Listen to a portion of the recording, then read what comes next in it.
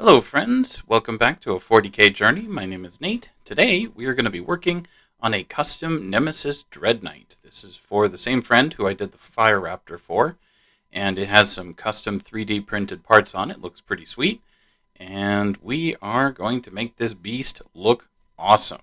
We're going to be starting out with some dry brushing, and then with Necron Compound, and then move on to the rest of the parts, but mainly the main armor plating is what we're going to be dry brushing. Ordinarily, you would want to start with darker colors first, but dry brushing tends to run off onto other parts.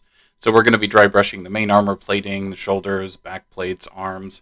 We're going to be doing that first. But before all that, this is the base the Dreadknight came on, and there's nothing wrong with it, just standard base. But I thought, I can do one better for my pal, so I made him this. I used the Templar Abbey rolling pin from Green Stuff World, and I used some magic sculpt because I didn't have any green stuff, and I rolled out a partial Abbey floor, and then I added some Astrogranite debris and some Valhallan Blizzard for snow, and then I painted the Abbey floor with Xandri Dust, Morghast Bone, and a bunch of different contrast paints. I don't even remember all the ones I used, but it looks pretty sweet.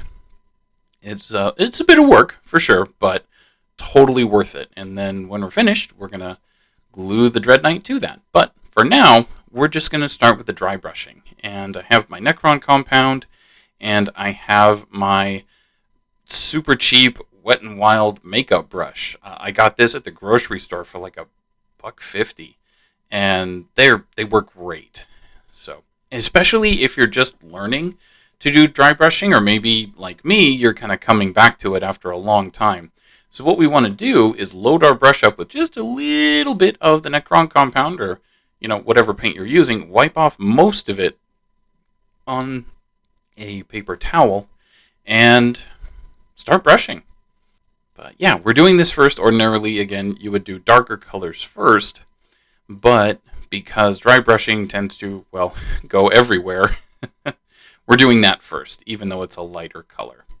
And dry brushing can give you some really spectacular results pretty quickly. It takes a bit of practice, but on the whole, it's an easy skill to learn, and I definitely recommend investing some time in it. So, now that we have dry brushed the main armor parts, we're coming back with Iron Warriors and our Citadel Fine Detail brush, because I don't want to, paint onto a bunch of other parts. And we're going to be painting the main parts of all the hydraulics. There's actually quite a few here on the Dreadknight's legs and lower torso. So we're going to be painting the outer part of the hydraulics to help break up the outline a little bit. Because if all we did is just leave this Leadbelcher, it would look pretty flat. And we can do better than that. And using some darker silvers and some lighter silvers, like now we're going back in with Iron Hand Steel, really helps to break up the outline and make it a lot more interesting. So this time we're doing the inner part of the hydraulics. And we don't need much, just a little bit in there to differentiate the color.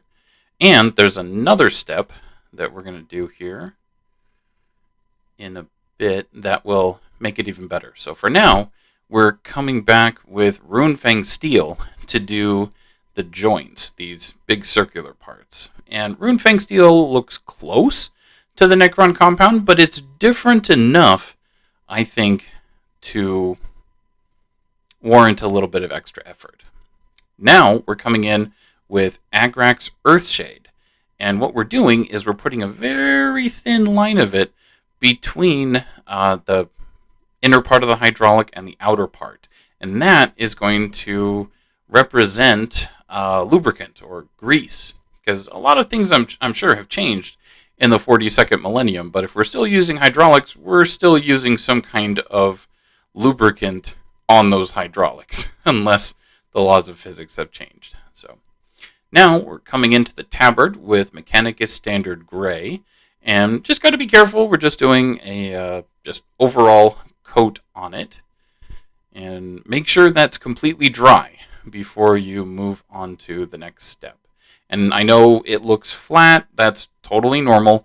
It will look a lot more interesting. Now what I'm doing is taking some Tamiya masking tape, and I am, just for safety's sake, taping off the sides of the tabard so that the dry brushing I'm about to do with Administratum Grey doesn't bleed over onto the armor I just spent a while painting. So, and we want to make sure to not, fill in the shaded areas. We just move our brush horizontally across the tabard. And same thing with Ulthuan Grey here, just to brighten that up a little bit. And once we're done with that, we're coming back in with Apothecary White, and we're just going to give this a coat all over, and that's going to even out the grays underneath it. It's a little extra effort, and we'll be doing some more on this later, but for now, if you think it looks good at this stage, then heck, just leave it. So it's not bad. We can do better, but if that's all you want, go for it. So we're going to cap it there for now. Thank you so much for joining me for this episode of a 40K journey. Please like and subscribe if you've enjoyed the video, and consider supporting the channel on Patreon.